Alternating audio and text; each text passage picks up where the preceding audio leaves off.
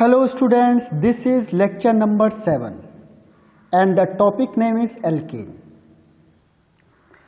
तो इसमें जो हेडिंग इज मार्कोनिकॉफ रूल।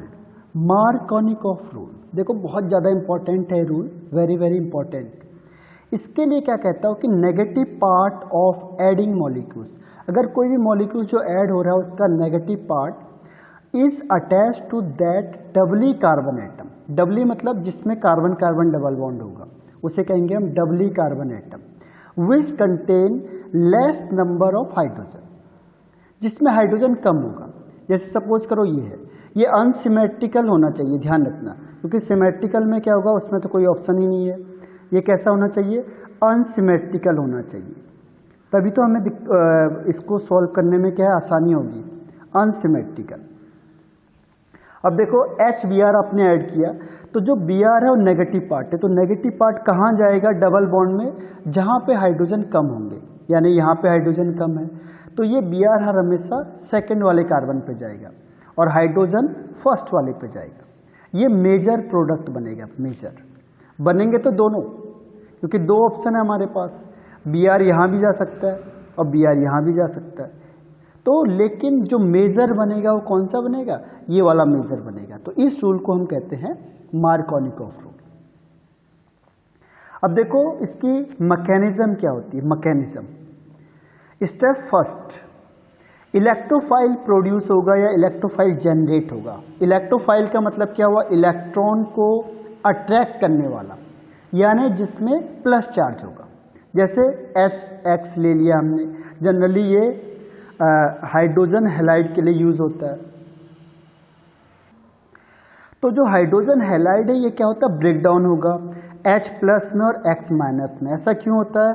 क्योंकि जो इलेक्ट्रोनेगेटिविटी होती है वो हैलोजन की ज़्यादा होगी हाइड्रोजन से।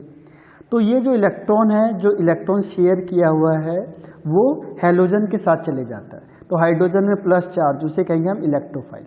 तो पहला काम हमने क्या किया? इलेक्ट्रोफाइल को जनरेट किया, और ये न्यूक्लियोफाइल है। लेकिन हम इलेक्ट्रोफाइल क्यों कह रहे हैं? क्योंकि मेन जो इसमें अटैक करेगा पहले वो इलेक्ट्रोफाइल अटैक करता है। अब रीजन क्या है? देखो इलेक्ट्रोफाइल इसमें अटैक करेगा, रीजन क्या है? क्योंकि इसमें पाई इलेक्ट्रॉन होता है। जो डबल बॉन्ड होगा यानी इलेक्ट्रॉन वाला पार्ट है ये, इलेक्ट्रॉन में अगर माइनस से अटैक कराऊंगा मैं तो क्या होगा?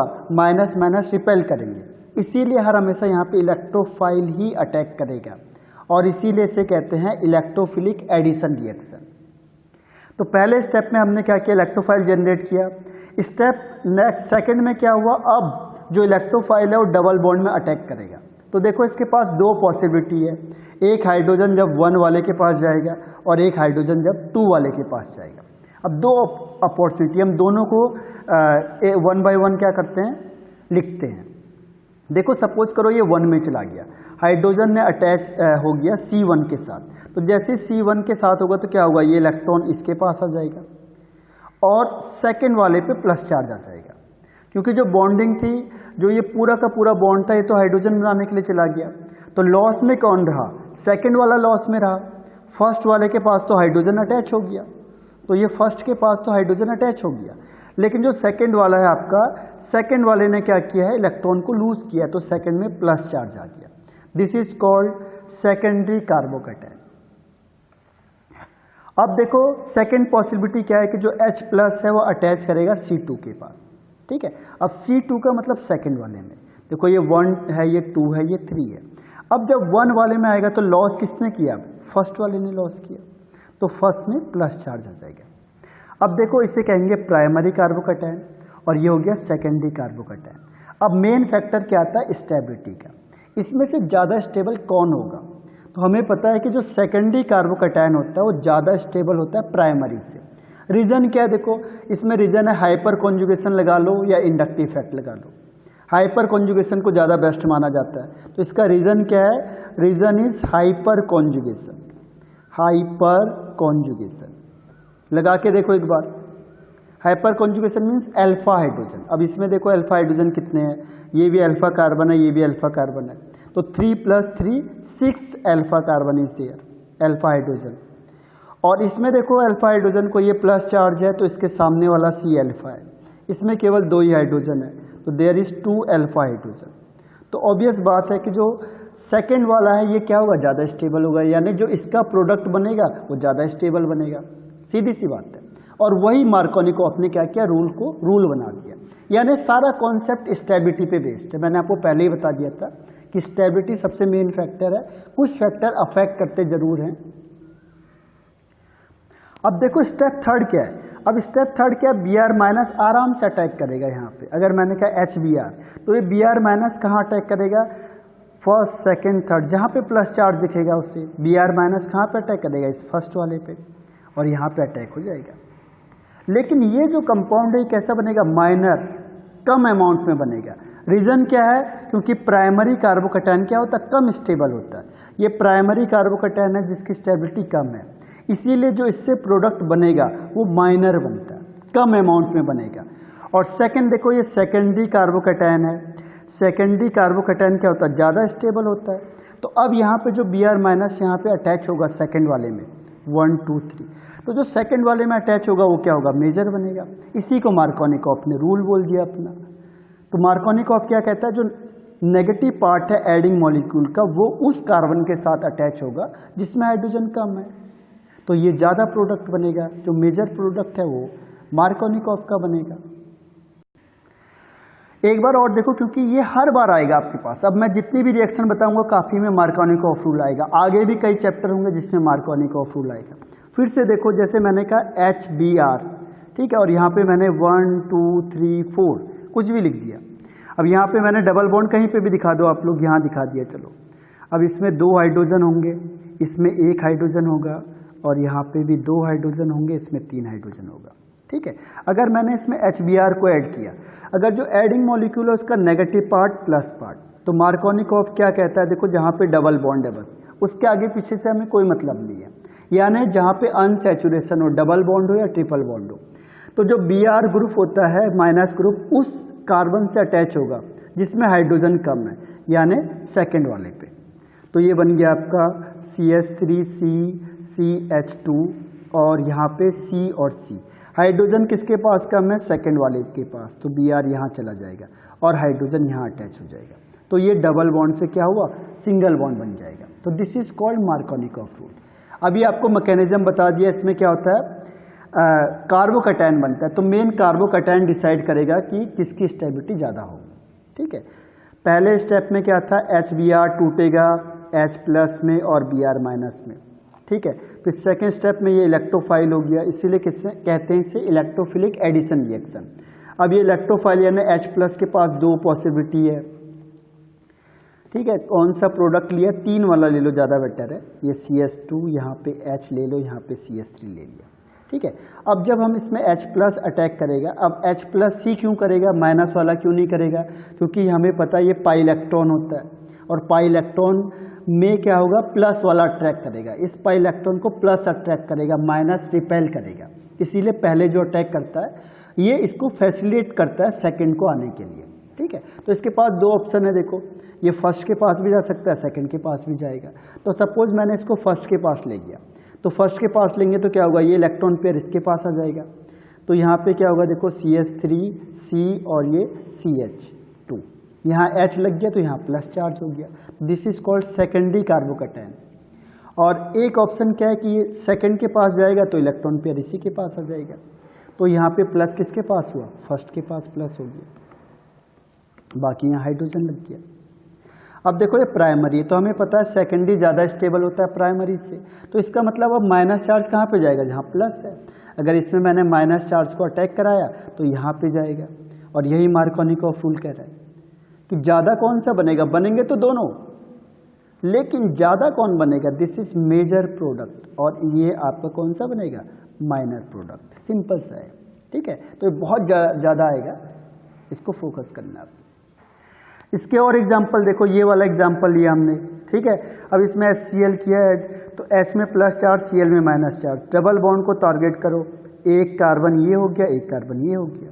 अब देखो माइनस चार्ज कहाँ जाएगा, जहाँ हाइड्रोजन कम है, यानी कहाँ जाना चाहिए, इस वाले C के पास, और हाइड्रोजन को किसके पास जाना चाहिए, इस वाले C के पास। तो ये देखो इस C के पास Cl और इसके पास हाइड्रोजन, तो ये मार्कोनिकॉफ रूल हो गया, ठीक है।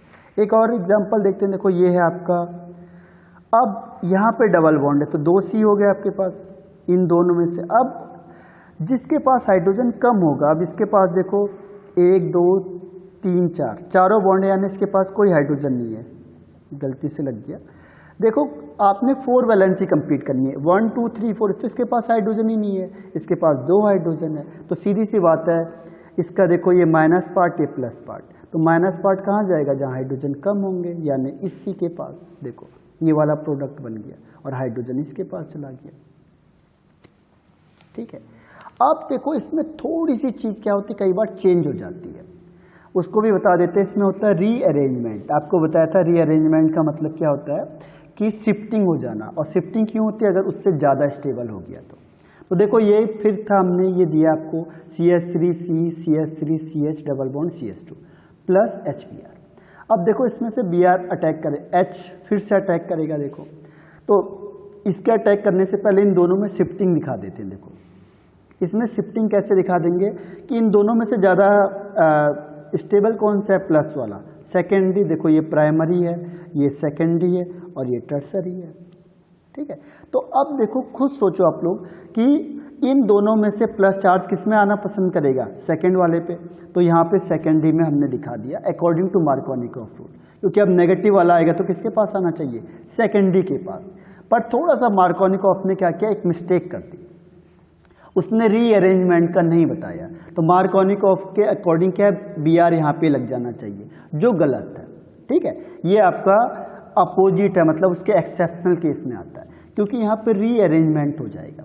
रीअरेंजमेंट क्यों होगा, क्योंकि टर्सरी ज़्यादा स्टेबल होता है, तो फिर यहाँ पे 1 2 शिफ्ट होगा, हाइड्राइड यानी H माइनस आयन यहाँ पे शिफ्ट हो जाएगा।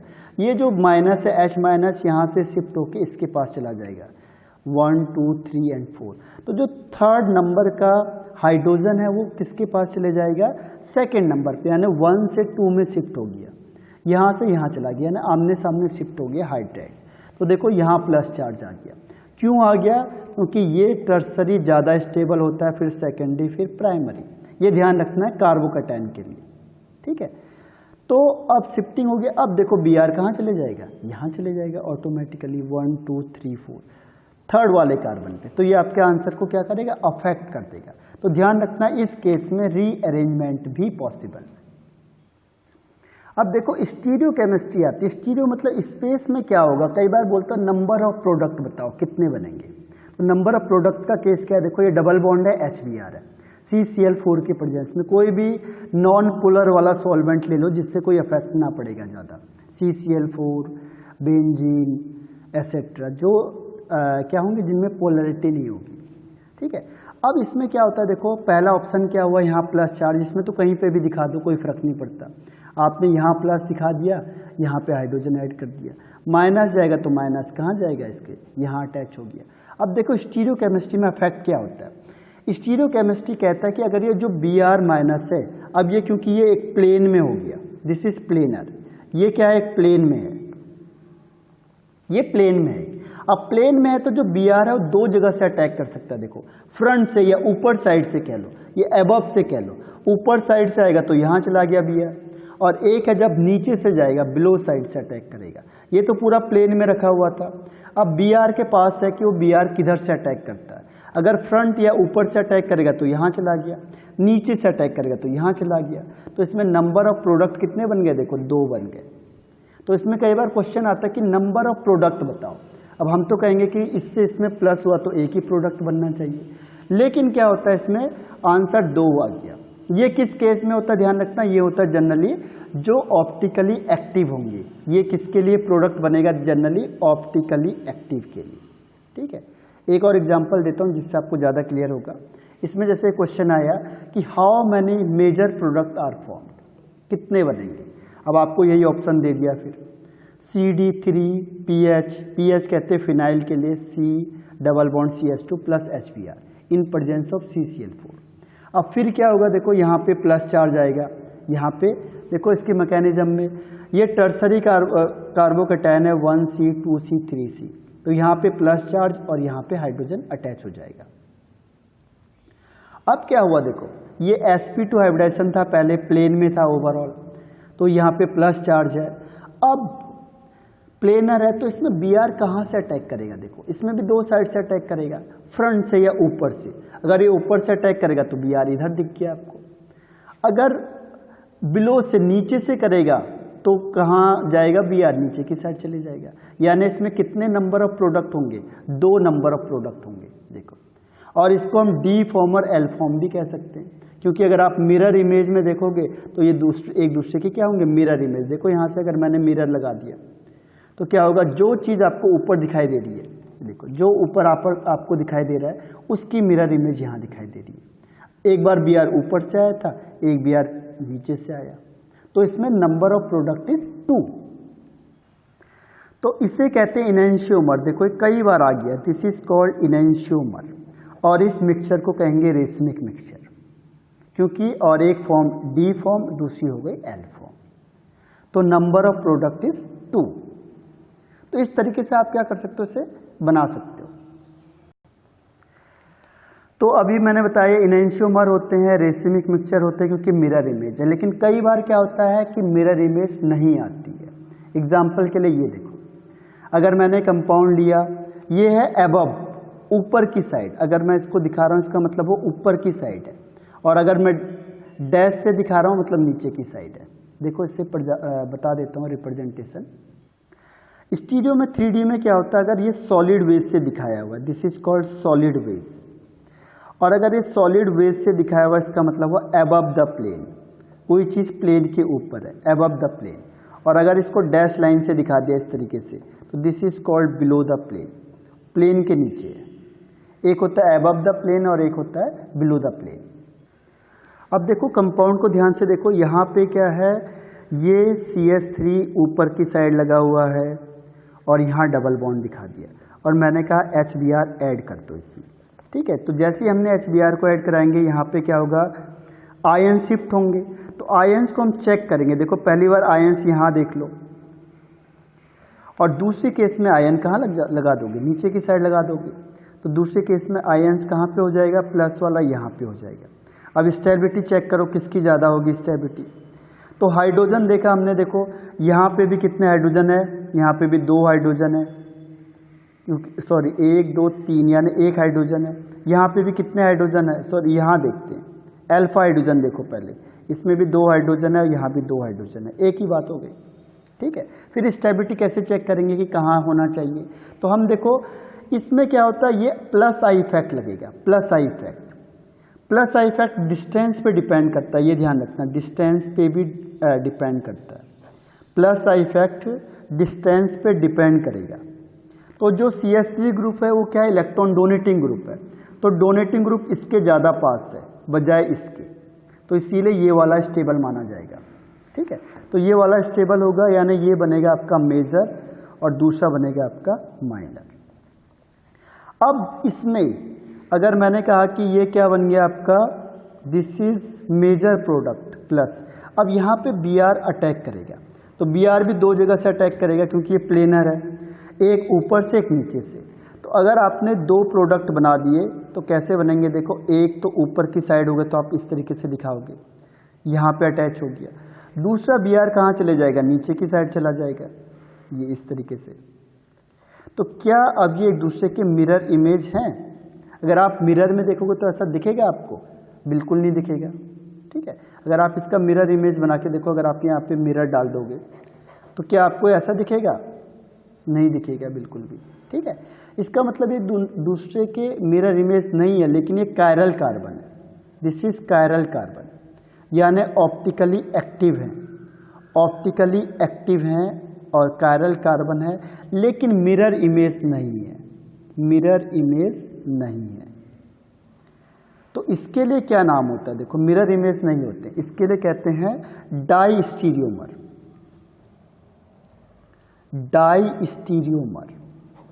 देखो डाई स्टीरियोमर का मतलब कि कायरल कार्बन भी होगा, ऑप्टिकली एक्टिव भी होंगे, लेकिन एक दूसरे के मिरर इमेज नहीं होंगे, दिस इज कॉल्ड डाई स्टीरियोमर। और अगर कायरल कार्बन होगा, ऑप्टिकली एक्टिव होंगे और मिरर इमेज होंगे, तो इसे कहेंगे इनैंशियोमर। तो ये बहुत बार आएगा, इसको लर्न करते चले जाओ। तो इसकी डीमेरिट्स में मैंने अभी बताया था, मार्कोनिकॉफ नहीं कहता है कि रीअरेंजमेंट होता है, लेकिन एक्चुअल में क्या होता है कि रीअरेंजमेंट पॉसिबल है। ध्यान रखना कि रीअरेंजमेंट आपको पहले बताया, जहाँ पे कार्बोकैटायन बनेगा वहाँ पे रीअरेंजमेंट होगा। यहाँ देखो इन दोनों में से यहाँ पे ये प्राइमरी कार्बन है, ये सेकेंडरी कार्बन है और ये टर्सरी कार्बन है। तो सबसे पहले इन दोनों में से प्लस चार्ज किसके पास जाना पसंद करेगा? सेकेंडरी के पास, सीधी सी बात है, क्योंकि प्राइमरी अनस्टेबल होता है तो सेकेंडरी पे प्लस आएगा। अब यहाँ पे जब इसको और अच्छा ऑप्शन मिल रहा है, प्लस से अब इसको और अच्छा ऑप्शन मिल रहा है टर्सरी का, तो यहाँ पे ये प्लस चार्ज क्या हुआ, यहाँ से शिफ्ट होगा टर्सरी में, ये टर्सरी में शिफ्ट हो गया। अब यहाँ पे आप माइनस को, किसी भी माइनस को अटैक कराओगे तो ये माइनस चार्ज कहाँ पे चले जाएगा? यहाँ पे आएगा। ठीक है, तो सीधी सी बात है कि रीअरेंजमेंट पॉसिबल है, जबकि मार्कोनिकॉफ ने ये नहीं बताया था। तो ये मार्कोनिकॉफ की डीमेरिट्स है।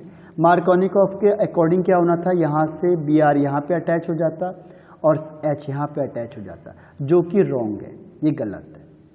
बल्कि क्या होना चाहिए, बी आर माइनस अटैक होगा तो बी आर कहाँ पे जाएगा? टर्सरी पे अटैच होगा। ठीक है, तो ये पहला है।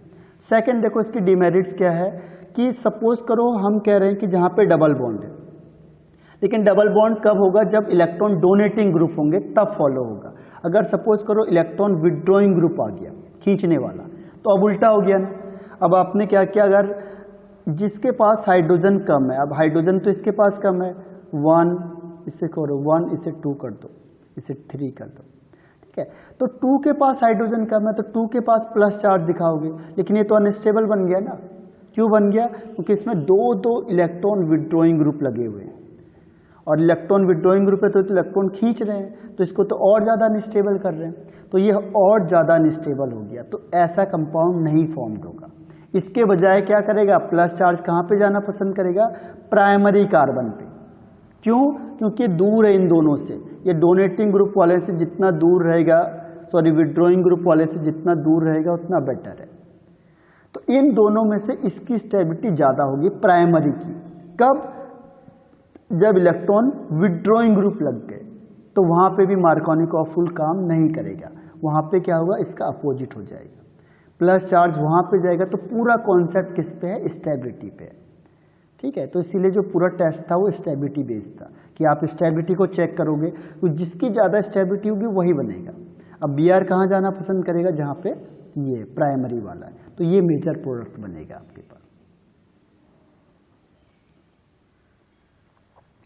तो इसके मेन पॉइंट्स क्या हैं? देखो, एल्कीन्स या एल्काइंस में जनरली ये फॉलो होता है, जहाँ पे अनसैचुरेटेड हाइड्रोकार्बन होगा, अनसैचुरेटेड हाइड्रोकार्बन, अनसैचुरेटेड हाइड्रोकार्बन होगा, वहाँ पे ये यूज़ होगा।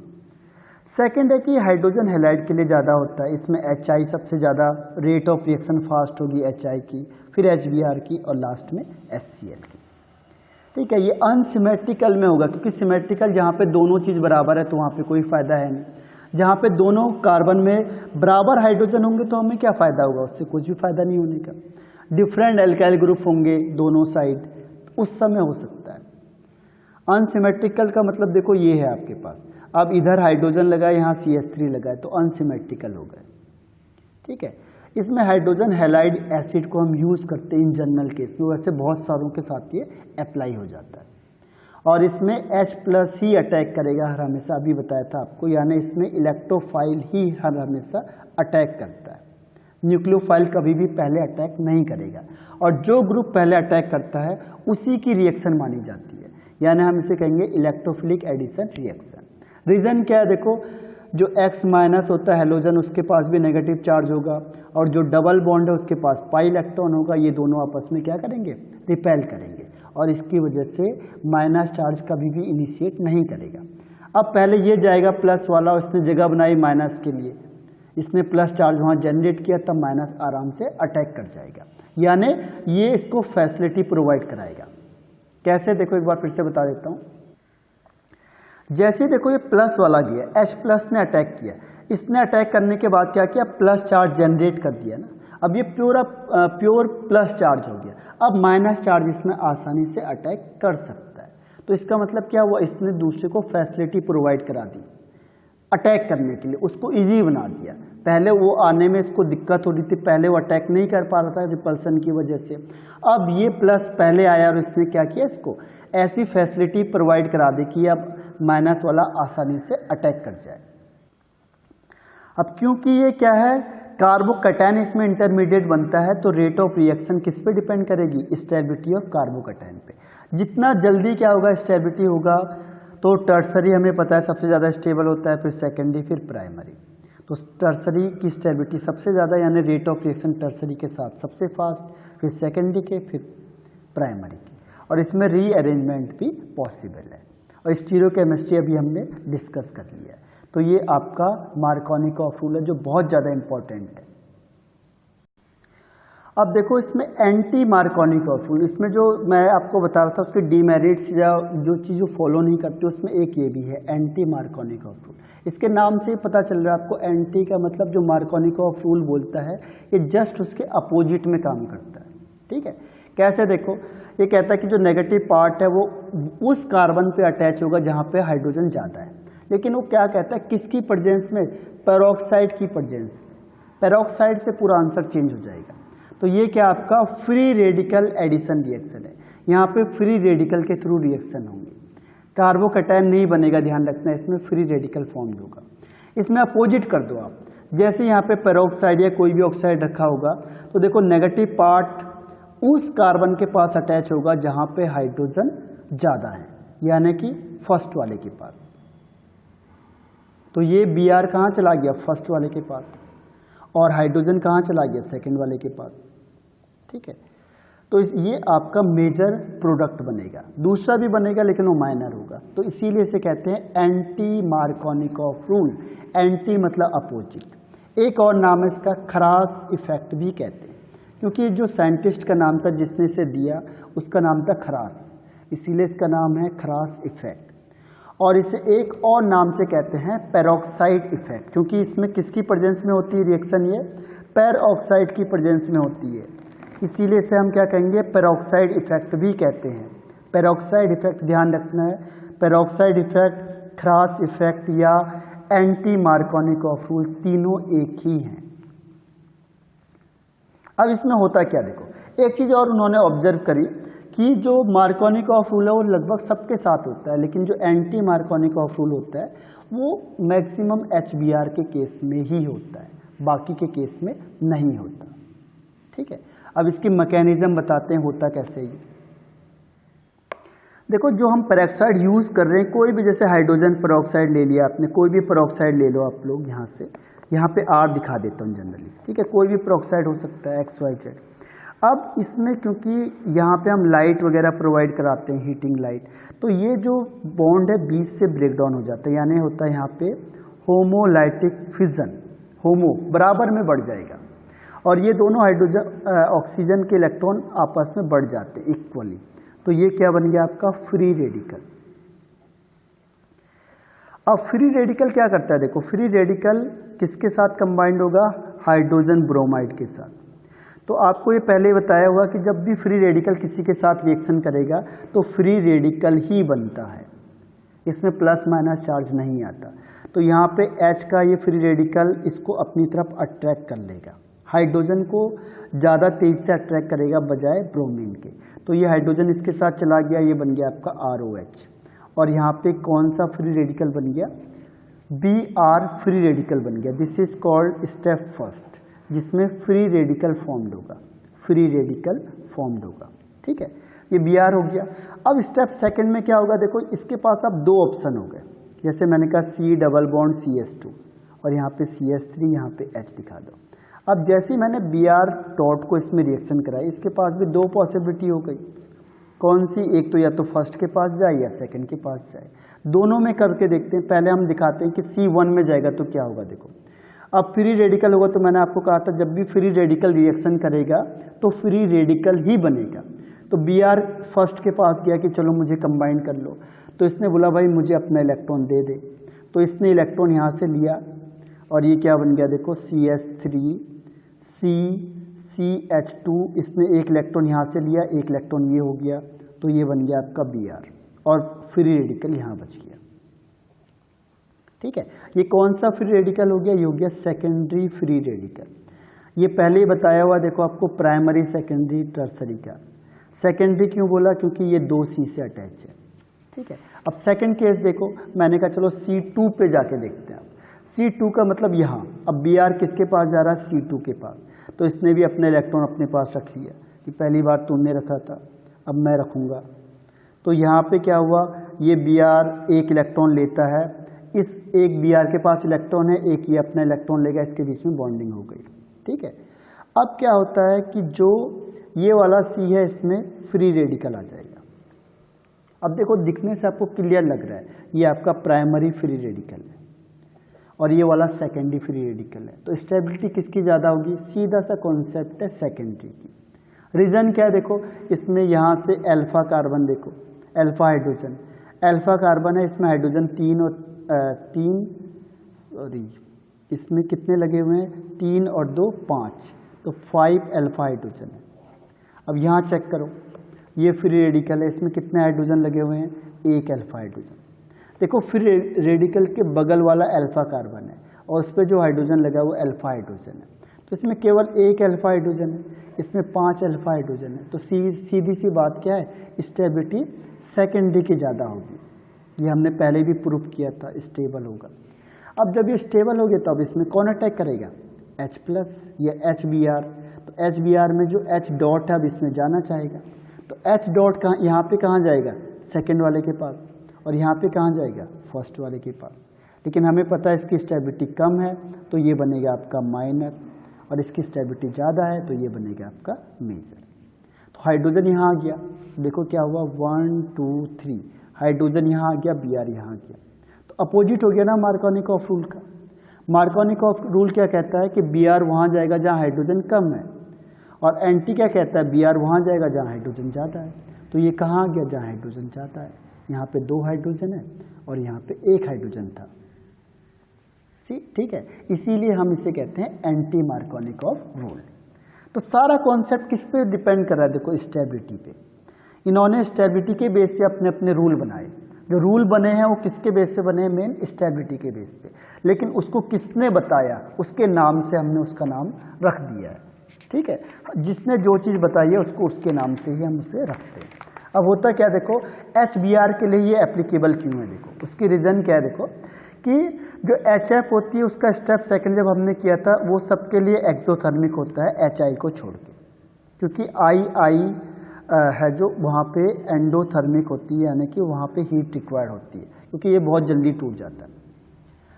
अब देखो एक्सोथर्मिक, ये सारी की सारी एक्सोथर्मिक होती है, HI केवल एंडोथर्मिक होता है। अब सेकंड केस में देखो, जब स्टेप लास्ट था थर्ड वाला, ये हाईली एंडोथर्मिक होता है, यानी उस केस में बहुत ज़्यादा एनर्जी रिक्वायर्ड होती है। और बाकी HCl में एंडोथर्मिक होता है, HBr में एक्सोथर्मिक होता है। तो HBr में दोनों स्टेप क्या होते हैं? एक्सोथर्मिक होते हैं, ये ध्यान रखना।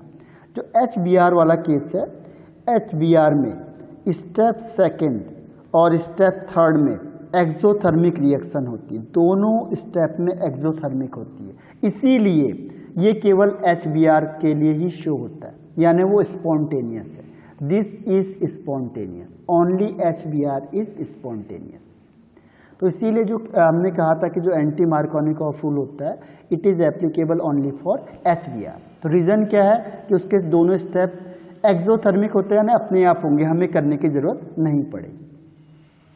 फिर मेन पॉइंट सब कुछ सेम है कि एल्कीन एल्काइन के लिए होगा, ये अपोजिट है मार्कोनिकॉफ रूल का, पेरोक्साइड की प्रेजेंस में होता है, फ्री रेडिकल एडिशन रिएक्शन होता है, और इसमें HBr ही केवल ऐड होता है।